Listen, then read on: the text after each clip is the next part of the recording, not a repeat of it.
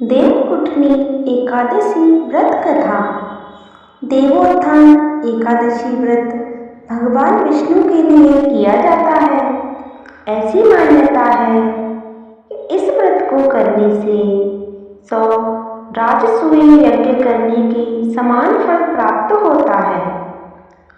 ये व्रत जितना महत्वपूर्ण है उतना ही दिलचस्प इस व्रत से जुड़ी कथा भी है। तो आइए जानते हैं भगवान विष्णु के लिए किए जाने वाले व्रत देवोत्थान एकादशी की कथा के बारे में। कार्तिक मास के शुक्ल पक्ष की एकादशी है। तो चलिए आज हम इस एकादशी से जुड़ी एक प्रचलित कथा सुनते हैं। एक समय की बात है, एक वैभवशाली राज्य में बहुत ही न्यायप्रिय और धर्मनिष्ठ राजा राज करते थे। उस राज्य में पूरी प्रजा अपने राजा से बहुत खुश थी और राज्य के लिए बनाए गए नियमों का पालन करती थी। क्योंकि राजा बहुत धार्मिक थे और भगवान विष्णु के परम भक्त भी थे, इसलिए वहाँ का एक विशेष नियम यह था कि पूरे वर्ष में आने वाली हर एकादशी के दिन उस राज्य का हर व्यक्ति व्रत का पालन करता था और इस दिन अन्न तथा किसी भी तरह के तामसिक भोजन का सेवन वहाँ वर्जित था। भगवान विष्णु राजा के पूजा और अनुष्ठानों से बहुत प्रसन्न थे। फिर भी उन्होंने एक बार राजा की परीक्षा लेने का मन बनाया। एक दिन राजा अपने रथ में बैठकर नगर भ्रमण के लिए निकले। तब उन्हें रास्ते में सड़क के किनारे एक बहुत ही सुंदर स्त्री बैठी दिखाई दी। वह स्त्री और कोई नहीं बल्कि भगवान विष्णु थे, जो राजा की परीक्षा लेने के लिए वहाँ स्त्री रूप में बैठे थे। राजा ने अपने रथ को रुकवाया और उस स्त्री के पास गए। इतनी सुंदर स्त्री को देखकर राजा उस पर मोहित हो गए और उनसे अपने महल में एक रानी के रूप में चलने का निवेदन किया। स्त्री ने कहा कि मैं आपके साथ महल में आपकी रानी बनकर चलने के लिए तैयार हूँ, लेकिन आपको मेरी हर बात का पालन करना होगा। साथ ही मेरे द्वारा बनाए गए भोजन का सेवन करना होगा। राजा उनकी बात पर सहमत हो गए और नई रानी को महल ले आए। अगले दिन देवोत्थान एकादशी की तिथि थी। समस्त प्रजा के साथ राजा ने भी इस विशेष दिन पर व्रत किया था।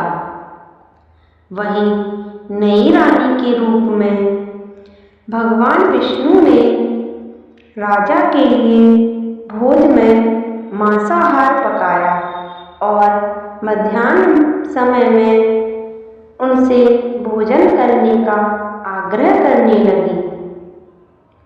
राजा ने उस मांसाहारी भोजन को ग्रहण करने से मना कर दिया।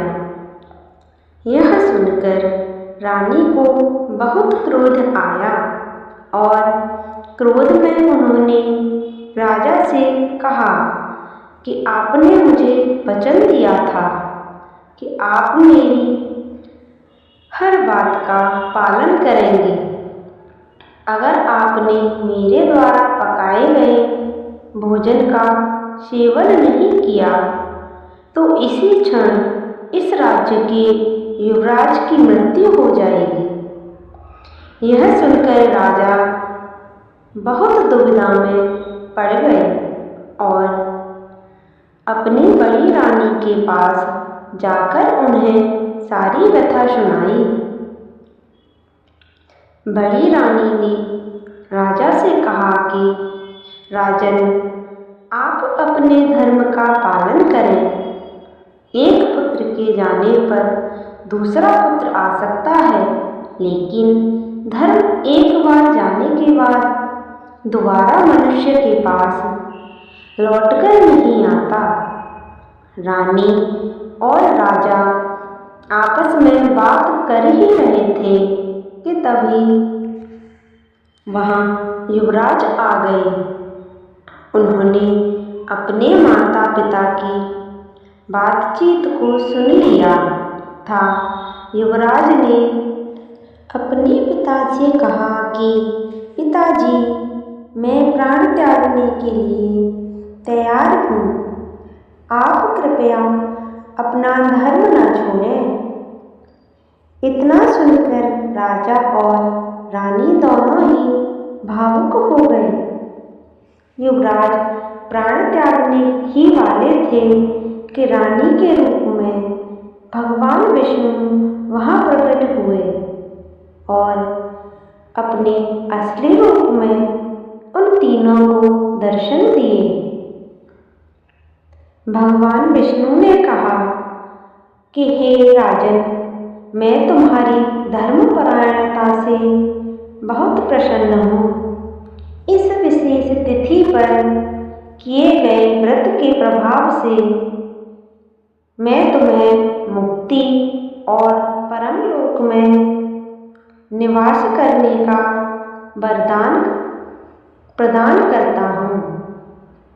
भगवान विष्णु के दिए वरदान के प्रभाव से राजा ने शीघ्र ही युवराज का राज तिलक किया और उसे राज्य की बागडोर सौंपने के बाद एक विमान में बैठकर परमलोक में निवास करने के लिए चल दिए। जय श्री कृष्णा। राधे राधे। दोस्तों, कैसी लगी आपको